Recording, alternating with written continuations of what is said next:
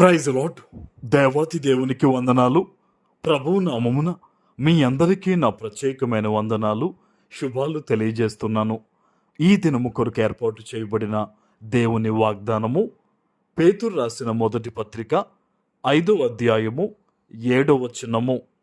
ఆయన మిమ్మును గురించి చింతించుచున్నాడు గనుక మీ చింత యావత్తు ఆయన మీద వేయుడి. దేవుని నామానికి మహిమ కలుగునుగాక.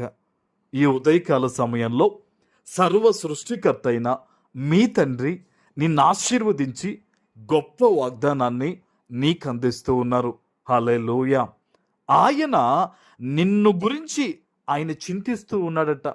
కొన్నిసార్లు మన జీవితంలో మనకు ఎదురైన కొన్ని సమస్యలను బట్టి, వేదనను బట్టి, కారుస్తున్న కన్నీటిని బట్టి మనస్సులో వచ్చే ఒక స్వరం ఏంటో తెలుసా? నేను ఎంత బాధపడుతున్నాను కదా, దేవుడు నన్ను చూస్తున్నాడా?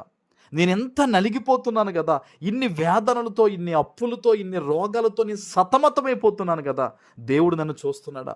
దేవుడు నన్ను పట్టించుకుంటున్నాడా? దేవుడు నా ప్రార్థన వింటున్నాడా అని లోపల కొంతమందికి ప్రశ్న ఉంటుంది. అయితే నీ బాధను దేవుడు చూస్తూ ఉన్నాడు. నీ ఇబ్బందికి దేవునికి తెలిసండి ఆ పరిస్థితులన్నీ కూడా. అందుకనే దేవుడు ఈరోజు నీతో ఈ వాగ్దానం ద్వారా మాట్లాడుతున్నాడు.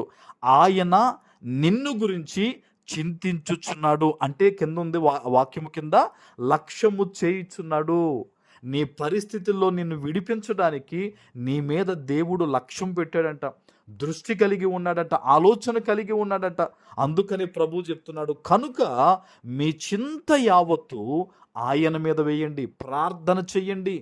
ఉన్న పరిస్థితిని బట్టి, ఇబ్బందిని బట్టి, ప్రభువా నన్ను చూస్తున్నావా, నేను చచ్చిపోతాను, నా వల్ల కాదు అనే మాటలు కాదు. ఆ పరిస్థితిని బట్టి ఏం చేయాలట? ప్రార్థన చేయాలట, ఆయన మీద వెయ్యాలట. తండ్రి సహాయం చే తండ్రి, తట్టుకుని నేను జయించగలిగిన కృప దయచే తండ్రి, నన్ను బలపరుచు, నన్ను మాదిరిగా నిలబెట్టు ప్రభు అని ప్రార్థించాలండి. దేవుడు అలాంటి విశ్వాసము కలిగిన వారిని కావాలనుకుంటున్నాడు. ఈరోజు నువ్వు అంత గొప్ప విశ్వాసములో నిండాలనేది దేవుని ఆలోచన ఉంది. అబ్రహాము గారి గురించి మీరు చూడండి. దేవుడు పిలుచుకున్న తర్వాత 25 సంవత్సరాలు నిరీక్షణ కలిగి ఉన్నాడండి. అందరికీ కూడా పిల్లలు కలిగి వారందరూ పెద్దవాళ్ళు అయిపోతుంటే దేవుడు నాకు మాట ఇచ్చాడు, వాగ్దానం ఇచ్చాడు, నెరవేరుస్తాడు, సంతానం ఇస్తాడని అబ్రహాము ఎంతలా ఎదురు చూశాడండి. అందుకనే విశ్వాసులకు తండ్రి అయ్యాడు. ఈరోజు నీవు కూడా దేవునికి ఇష్టురాలివి, నీవు కూడా దేవునికి ఇష్టుడివి. అందుకనే ఆ శోధనలో కూడా దేవుడు నీతో మాట్లాడుతున్నాడు. అది నిన్ను విడిచిపెట్టలేదు. ఆయన నువ్వు ఉన్న బాధల్లో, నువ్వు ఉన్న శ్రమల్లో దేవుడు నిన్ను విడిచిపెట్టలేదు. ఆయన నీతో కూడా ఉన్నాడు. ఆమేన్. అందుకని వాగ్దానాన్ని వినగలుగుతున్నావు. ఎంతోమంది క్రైస్తవులు అనబడిన వారు ఉన్నప్పటికీ ఈరోజు ఈ వాగ్దానం నువ్వు వింటున్నావంటే దేవుడు నీతో ఉన్నాడు. నువ్వు భయపడొద్దు, నాకేదో అయిపోతుందని చెప్పేసి నువ్వు దిగులు పడొద్దు. ఆ బాధ అంతా, ఆ శ్రమంతా కూడా దేవుని మీద మోపు. ఆయన దగ్గర ప్రార్థన చేయి. తండ్రి నువ్వు నాతో ఉన్నావు, నాకేం కాదు నాయన, నన్ను విడిపిస్తావు, నువ్వు నన్ను రక్షిస్తావు, నేను నమ్ముతున్నాను ప్రభువా, ఏం జరిగినా నీ చిత్తానికి నేను లోబడతాను ప్రభువా అని ఆయన చేతికి అప్పగించుకో. కన్న తల్లి తండ్రి పిల్లల్ని లోకంలో వదిలేస్తారండి పెంచకుండా? వారు ఎన్ని కష్టాలు పడైనా పిల్లల్ని పెంచుకుంటారు కదా. మరి దేవుడు నిన్ను ఎంతో ప్రేమించి ఆయన నిన్ను తన పోలికలో సృష్టించుకున్నాడు కదా, ఈ కష్టమును వదులుతాడా? వదలడు. ఈరోజు ప్రార్థన చేయి, దేవుడు అద్భుతమైన జవాబు నీకు ఇవ్వబోతూ ఉన్నారు. ఆమేన్. ప్రార్థన చేసుకుందాం. పరిశుద్ధుడా, ప్రేమ కలిగిన తండ్రి, మీకు వందనాలు.